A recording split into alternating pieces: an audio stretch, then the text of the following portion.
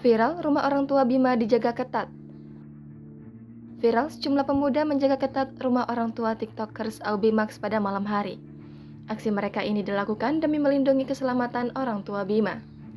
Aksi para pemuda setempat kompak menjaga rumah orang tua Bima untuk mengantisipasi hal-hal yang tidak diinginkan setelah viralnya video Bima yang mengkritik jalanan rusak di Lampung. Diketahui, kritikan Bima Yudo Saputro terhadap pemerintah Lampung menuai beragam kontroversi hingga dilaporkan ke Polda Lampung oleh pemerintah Lampung. Atas laporan itu, Bima Yudo Saputro mendapat berbagai dukungan mengalir dari beberapa kalangan, dari kabupaten, provinsi, hingga pusat. Bahkan, Mahfud MD turut memberikan komentar yang disinyalir mendukung TikTokers Bima Yudo Saputro. Kritikan Bima Yudo Saputro itu menggegerkan pemerintah Lampung hingga akhirnya keluarga Bima juga diintimidasi.